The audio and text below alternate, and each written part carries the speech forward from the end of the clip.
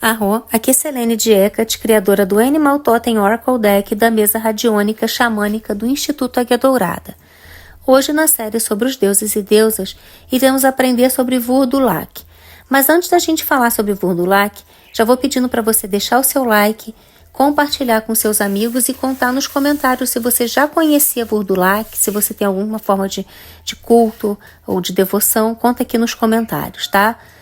E mais, se você não está inscrito no canal ainda, eu te convido a se inscrever agora e ativar o sininho para receber as notificações. E mais, se você gosta do meu trabalho, saiba que você pode ajudar a manter essa pesquisa aqui. Você pode enviar para ajudar um superchat, um super sticker, um valeu demais. Você pode se tornar membro do clube de membros do canal ou você pode enviar um Pix de qualquer valor. E a chave para o envio do Pix está relacionada aqui embaixo na descrição do vídeo. Então vamos começar a falar sobre o Vurdulak. Vurdulak, escrito com W, com V, Vurdalak ou Verdilak, é uma figura mítica e sobrenatural ligada ao folclore eslavo, especialmente na tradição russa, sérvia e búlgara. É frequentemente descrito como um vampiro ou um morto-vivo, associado à noite e ao medo. Vurdulak é um ser ligado à noite, ao medo. Suas atribuições incluem a sedução de almas, o controle sobre os mortos e a capacidade de causar terror entre os vivos. A origem de Vurdulak remonta às antigas crenças eslavas sobre o além e os mortos. Algumas fontes ocidentais o definem como um tipo de vampiro russo, que deve consumir o sangue de seus entes queridos e converter toda a sua família. Vurdulak é frequentemente mencionado em contos populares e lendas, onde é representado como uma criatura que surge da terra para atormentar os vivos. Ao contrário dos vampiros mais light, mais tranquilos e carismáticos da tradição da Europa Ocidental, o Vurdulak é retratado como uma criatura muito mais malévola e horripilante.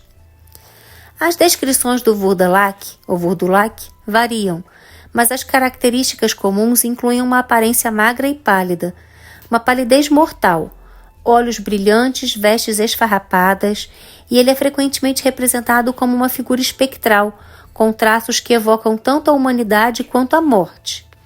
Em algumas representações, ele pode ser visto com presas afiadas e garras, que usam para atacar suas vítimas, simbolizando sua natureza predatória, e frequentemente sendo descrito sendo até mais parecido com um lobisomem que com um vampiro.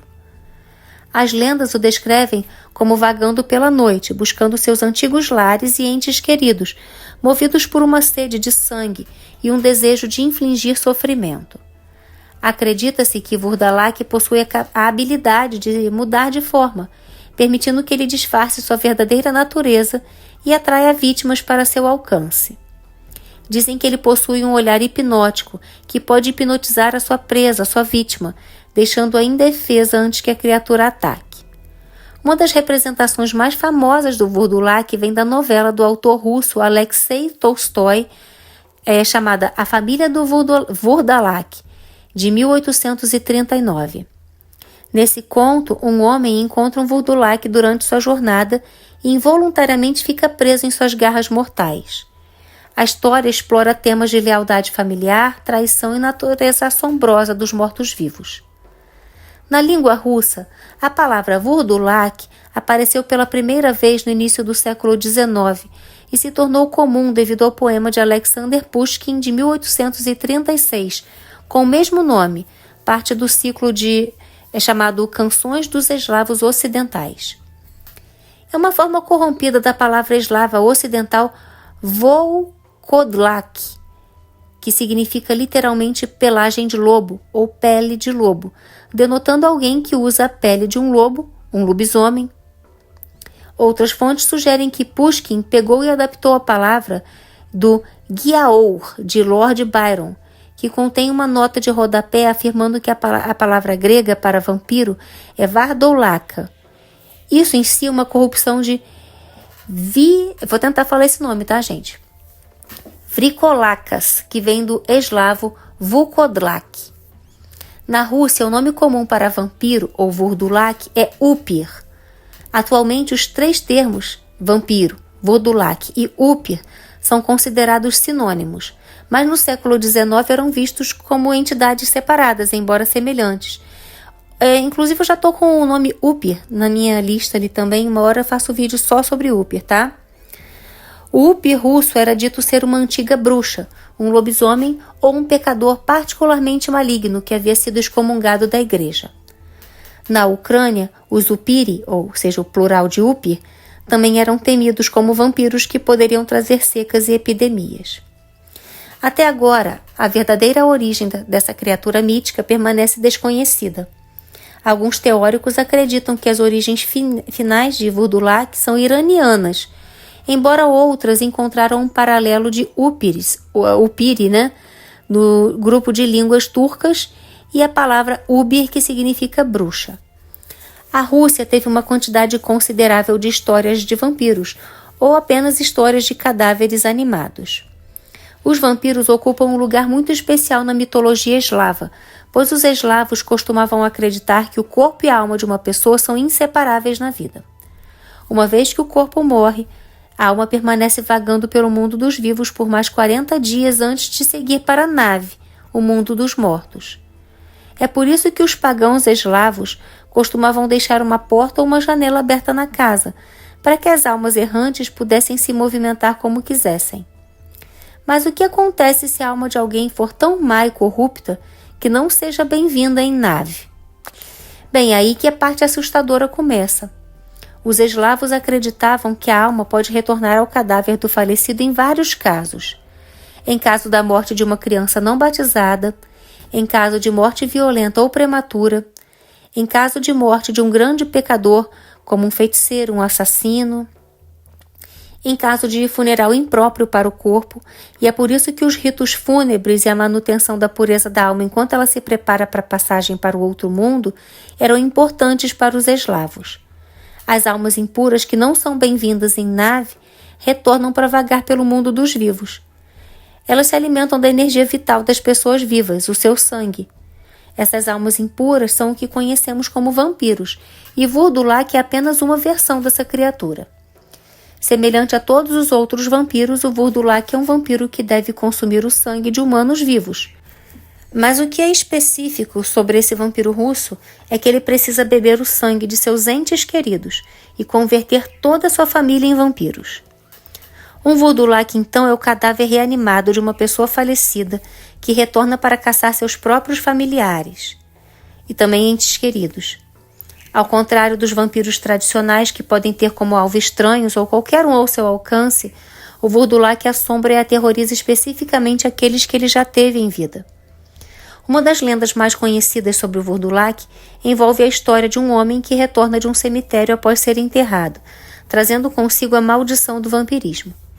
Ele assombra sua própria família, causando terror e tragédia. Essa narrativa reflete os temores culturais sobre a morte e o desconhecido. A noção de que Vodulak seja um vampiro russo que consome o sangue de seus próprios familiares é aparentemente baseada na novela de Alexei K. Tolstói, A Família do Vodulak, que conta a história de uma dessas famílias eslavas. A história se tornou tão popular que Vodulak se tornou parte do folclore russo e permanece assim até hoje. A história foi escrita em francês enquanto Tolstói viajava pela Europa e foi traduzida para o russo em 1884 como Sete Vodulaks. A trama acompanha um jovem diplomata francês visitando uma pequena vila sérvia pela primeira vez, enquanto o chefe da casa, Gorsha, está perseguindo um foragido turco com outros moradores da vila na floresta. Gorsha instruiu seus filhos a matá-lo enfiando uma estaca em seu coração se ele retornasse 1 minuto depois dos 10 dias previstos. Enquanto esperavam, uma série de mortes infelizes ocorreram e a suspeita surgiu. Gorsha se tornou um Vodulak? Antes do retorno de Gorsha, o diplomata teve que deixar a casa e continuar suas viagens. 6 meses depois, o diplomata voltou à vila apenas para encontrá-la completamente abandonada. Ele andou pela vila em busca da única casa familiar e foi atraído para dentro por Zdenka, ou melhor dizendo, Zdenka, a filha de Gorsha, que aparentemente estava morando sozinha na casa. Quando ele percebeu que algo estranho estava acontecendo, ele se tornou vítima de um ataque massivo de Vodulaks. Cada membro da família Gosta se transformou em um Vurdulak após seu retorno à vila. Graças a um pouco de sorte e ao seu ágil cavalo, os franceses conseguiram sobreviver ao ataque e escapar. Embora muito assustadora, essa história não foi suficiente para domesticar o Vurdulak no folclore russo. Graças ao poema de Alexander Pushkin de 1836 chamado Vurdulak, ou Volkodlak em russo, a palavra entrou oficialmente na língua russa. No folclore sérvio e búlgaro, contos semelhantes abundam, com variações no nome e atributos da criatura, mas um tema consistente de pavor e horror associado à sua presença. Essas histórias serviram não apenas como contos de advertência, mas também como um meio de explicar mortes e doenças inexplicáveis em comunidades onde a crença no sobrenatural era forte. Antigamente, os eslavos realizavam rituais para apaziguar os espíritos dos mortos, e Vurdulak poderia ter sido um objeto de temor e veneração. Não existem templos dedicados a Vurdulak, dada sua natureza mítica e associada ao medo. Entretanto, lugares associados a lendas de mortos-vivos e vampiros podem ser localizados locais de culto informal. No dia de hoje, a figura de Vurdulak tem sido reinterpretada em obras de ficção e cinema, mas suas raízes permanecem nas tradições folclóricas. Algumas comunidades eslavas ainda preservam lendas e rituais relacionados a ele, embora de forma mais esporádica. Na cultura popular, o Vurdulak fez aparições esporádicas, frequentemente como uma figura mais obscura em comparação aos seus equivalentes vampiros ocidentais. No entanto, sua representação na literatura e no cinema continua a contribuir para a tapeçaria mais ampla da tradição vampírica, oferecendo uma perspectiva mais sombria e assustadora sobre os mortos-vivos. Em 2023, a história curta de Sam J. Miller, Se Alguém que Você Ama se Tornou um Vurdulak, publicada em The Dark, foi nomeada para o prêmio Bram Stoker por realização superior em ficção curta. Recentemente, o ator Fábio Assunção interpretou um Vurdulak na segunda temporada da série Desalma. A lenda do Vurdulak persiste como um lembrete assustador do fascínio da humanidade pelo sobrenatural e nossos medos mais profundos. Enraizada no folclore do leste europeu, essa criatura incorpora temas de morte, traição e terror duradouro do desconhecido. Seja visto como um conto de advertência ou uma narrativa arrepiante de horror, o Vurdulak continua a intrigar e perturbar aqueles que ousam mergulhar em sua mitologia sombria e assustadora. A lenda do Vurdulak reflete medos culturais mais profundos em torno da morte, da vida após a morte e do potencial de traição dentro dos laços familiares.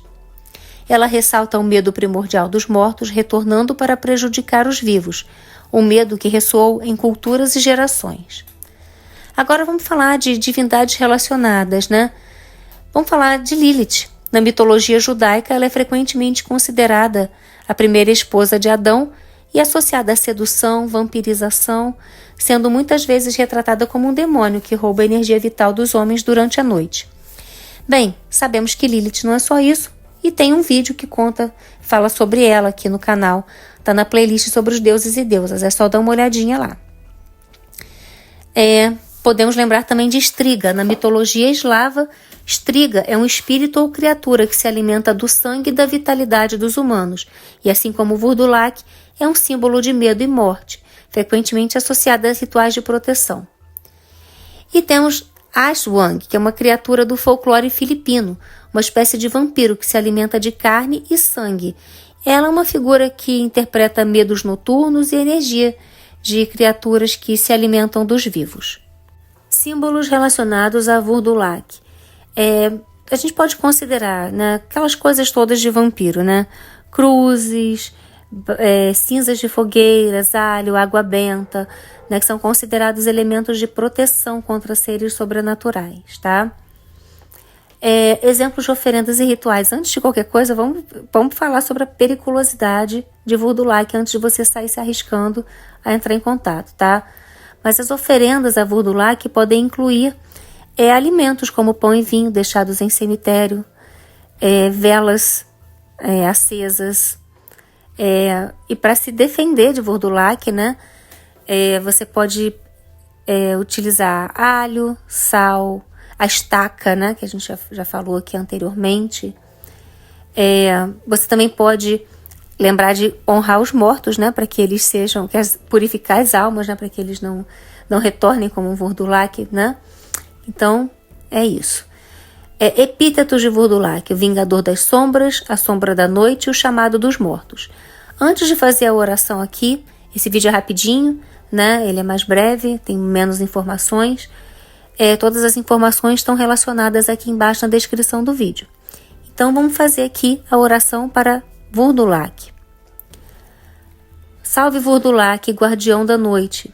Ouça minha súplica na escuridão, que tua presença nos lembre do sagrado e que os mortos encontrem paz sem tormento. Acalme os medos que habitam em meu ser, proteja-me do chamado da noite eterna. Com respeito acendo essa luz em honra a ti, espíritos do além. Essa oração, ela busca tanto o reconhecimento da figura de Vurdulak quanto a proteção contra os medos que ele representa, refletindo uma abordagem respeitosa em relação a essa divindade complexa, tá, gente? Então, aqui eu me despeço de vocês, espero que vocês tenham gostado do vídeo. Mitakuye Oyasin, eu honro todas as nossas relações.